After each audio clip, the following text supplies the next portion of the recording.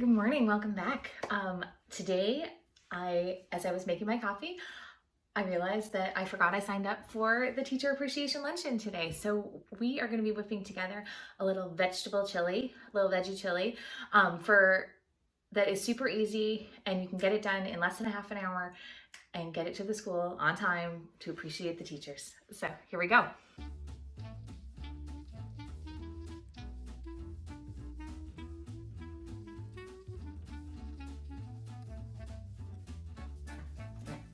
So I start with a vegetable base, obviously, in the veggie chili. This is a real fridge cleaner for me. I am taking whatever I find in there, except for cruciferous vegetables. So no broccoli, no cauliflower, no Brussels sprouts, asparagus. Those types of things are, they're too pungent to go into the base. But peppers, onions, celery, mushrooms, tomatoes, whatever you have in there that you have used part of and you need to finish off, that is the best thing to go into this, because we're going to blend that base into making the sauce of the vegetable chili. So it all works in there.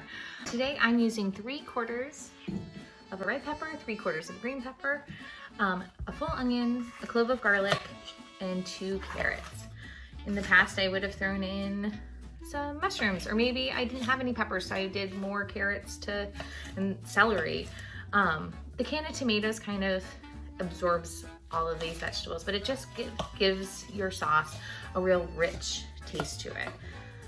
My family likes to joke that I make the best homemade chili that tastes like it comes out of a can. I'm not sure how to take that, but so just break down your vegetables.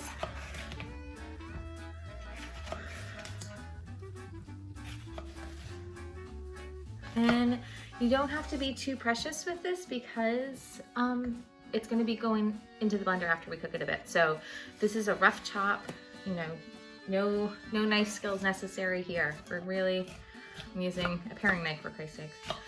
And like I said,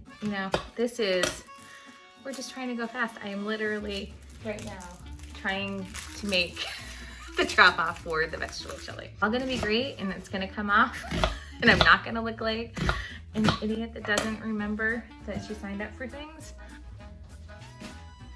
You know how it is. You're having a glass of wine, the email comes through, and you're like, I do freaking love those teachers. I do want to make them something nice.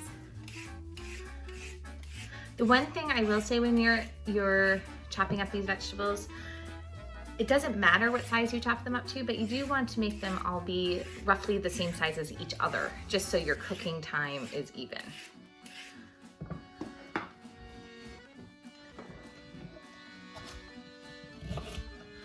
The carrots, I might go just a little bit smaller than everything else, because those take just a little bit longer. But yeah, no grace here. And basically your goal at the end is to mostly fill up. This is a 1.5 quart bowl. Fill it with vegetables, and that's going to be the base of your vegetable chili sauce. I just have this clove of garlic. That is just, again, going to be rough chopped and thrown into the mix. There we go, step 1.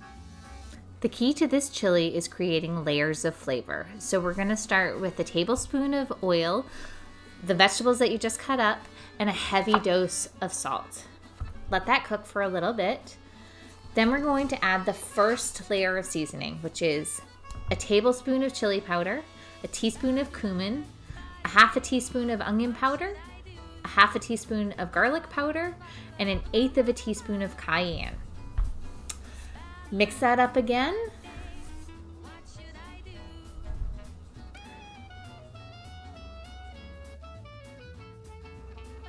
Let that cook for a minute.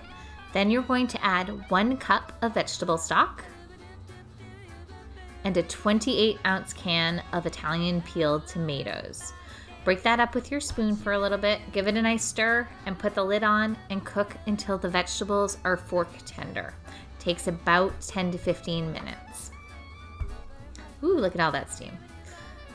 We're racing now.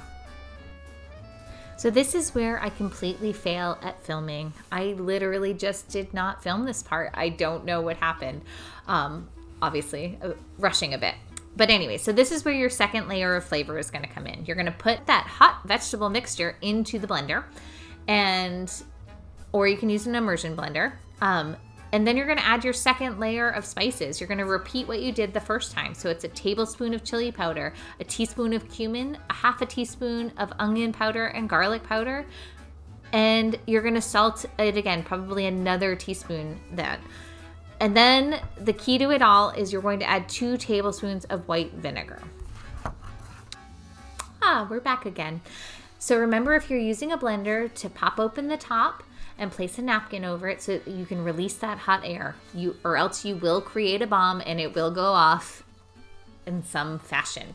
You're gonna blend that until it's smooth and then transfer it back into your pot.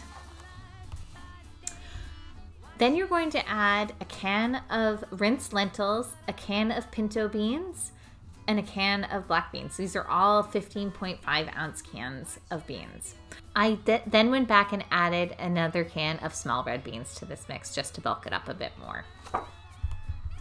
Put the lid back on again and bring everything up to temperature. It probably only needs another 15 minutes.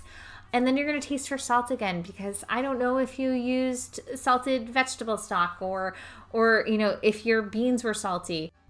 It could be perfect, but it could need a little bit more, and now's your time to test it.